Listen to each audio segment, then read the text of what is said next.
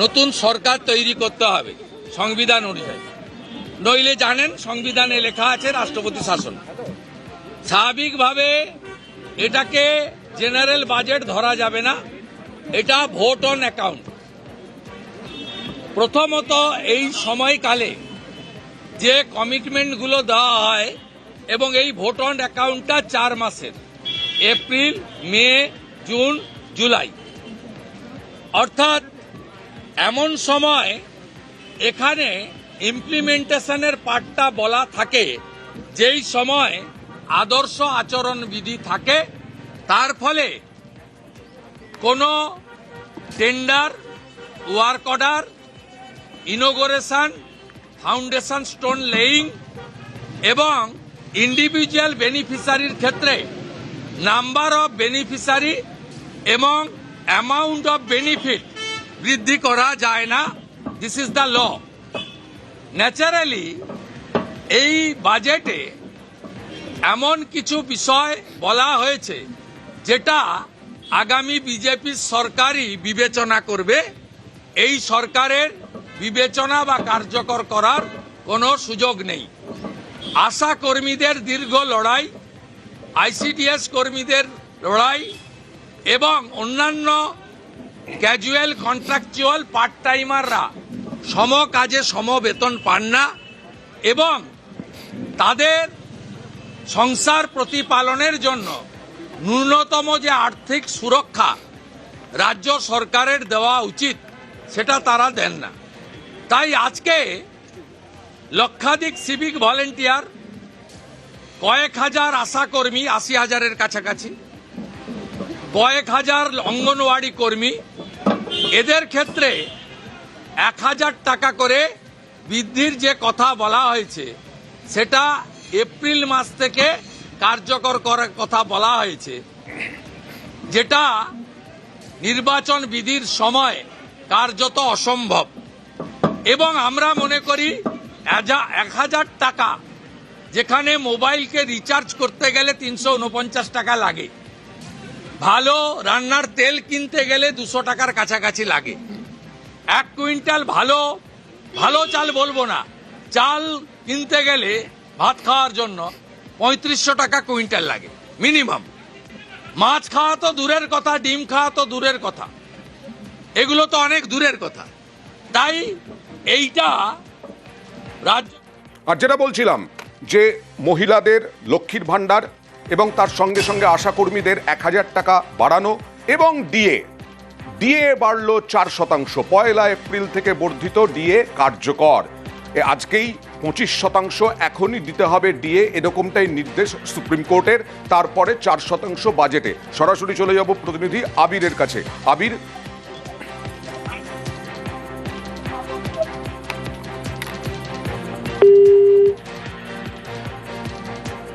আবিরের সঙ্গে কথা বলার চেষ্টা করব। আজকে ডিএ নিয়ে 25% এখনই দিতে হবে ডিএ, সুপ্রিম কোর্টের নির্দেশ। এবং তারপরে বাকি 75% নিয়ে 6 মার্চের মধ্যে যে কমিটি গড়ে দিয়েছে সুপ্রিম কোর্ট, সেই কমিটি সিদ্ধান্ত নেবে এবং 75%-র মধ্যে কত রাজ্য সরকার দেবে তা নিয়ে 31শে মার্চের মধ্যে জানাতে হবে, দিতে হবে সেই প্রথম কিস্তি। সরাসরি চলে যাব আবিরের কাছে। আজকে তার থেকেও 25%-এর পরেও 4% ডিএ বৃদ্ধি হলো। কি মনে করছে শাসক দল? দেখো, শুধু বিয়ের প্রসঙ্গ নয়, একই সঙ্গে হচ্ছে আজকে রাজ্য সরকারের তরফ থেকে জানানো হয়েছে 6ষ্ঠ পে কমিশনের সুপারিশের কার্যকাল 2025 সালের 31শে ডিসেম্বর শেষ হয়েছে। তাই রাজ্য সরকারের কর্মচারীদের জন্য 7ম পে কমিশন গঠন করা হচ্ছে। এর ফলে রাজ্যের সকল যারা সরকারি কর্মচারী রয়েছেন তাদের আগামী দিনের বেতন, ভাতা এবং অন্যান্য সুযোগ সুবিধার বিষয়ে সুপারিশ করবে হচ্ছে এই কমিশন, যা ডিএ ঘোষণার সঙ্গে সঙ্গে তাদের দাবি ছিল। 2023-এর ক্ষেত্রে 3%, 2024 এবং 25-এ 4% করে ডিএ ঘোষণা হয়েছিল, বাজেটই ঘোষণা করা হয়েছিল। এবং এবারে দেখতে পাওয়া গেল যে এই বাজেটের ক্ষেত্রেও 4% ডিএর কথা ঘোষণা করলো, বর্গ ভাতার কথা ঘোষণা করলো হচ্ছে রাজ্য সরকার। আবির, এই রাজ্য সরকারি কর্মীদের এই যে ডিএ বাড়লো এবং 4% বাড়লো, 25% কি বলা যায় যে 29% পাবে?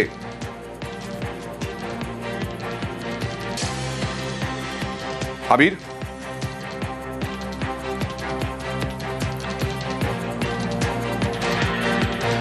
রাজ্য সরকারি কর্মীদের 4% ডিএ বৃদ্ধি হলো এই বাজেটে এবং পে কমিশন সিদ্ধান্ত নেবে আগামী দিনে সরকারি কর্মীদের বাড়তি সুযোগ সুবিধে দেওয়ার জন্য।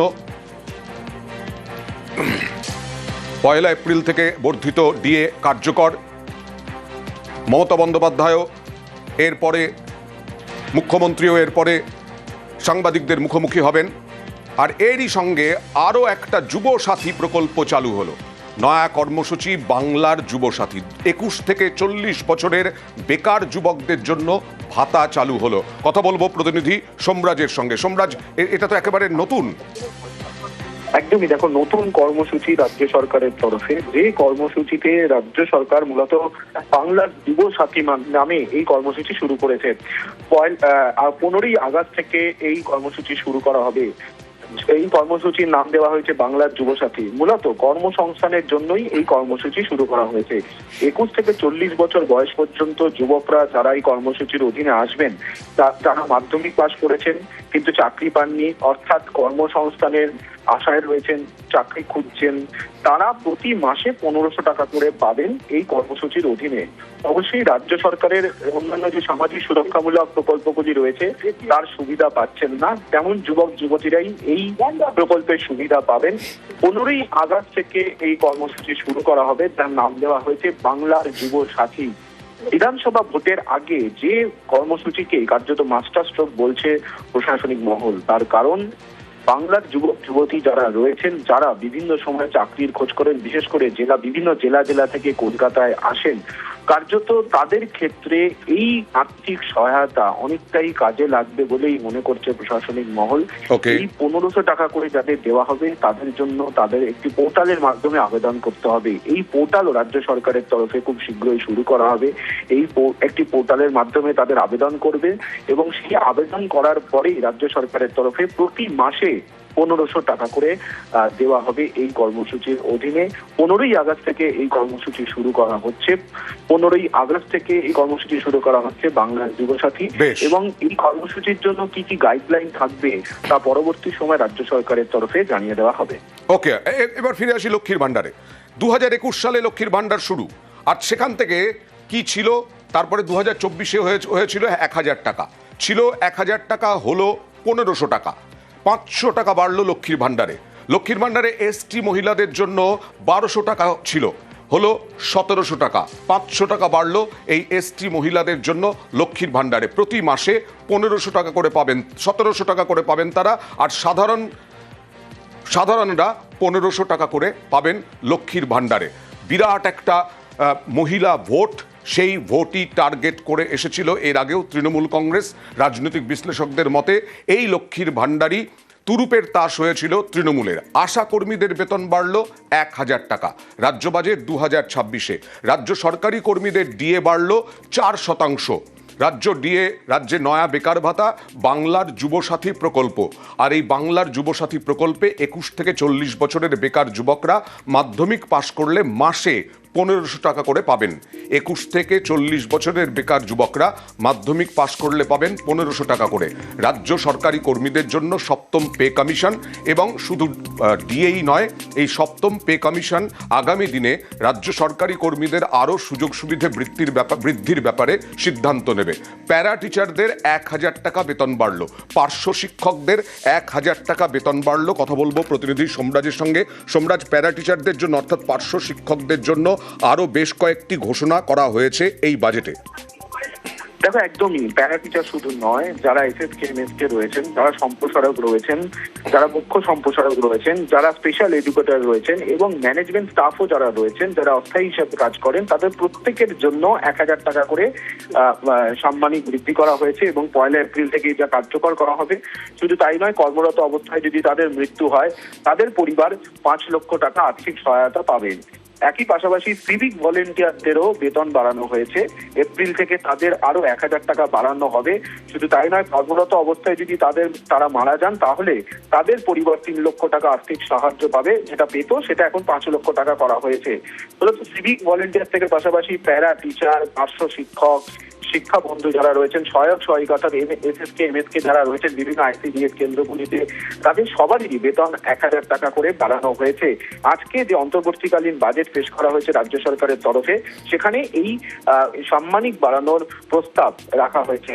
পাশাপাশি আরো বেশ কিছু ক্ষেত্রে সুযোগ সুবিধা দেওয়া হয়েছে, যেমন আশা কর্মীদের যেমন মাসিক সাম্মানিক 1,000 টাকা বৃদ্ধি করা হয়েছে, এর পাশাপাশি আইসিডিএস এ যারা কাজ করেন অর্থাৎ অঙ্গনওয়াড়ি কর্মীরা, তাদেরও মাসিক প্রত্যেক মাসে 1,000 টাকা করে আরো বেতন বৃদ্ধি করা হয়েছে।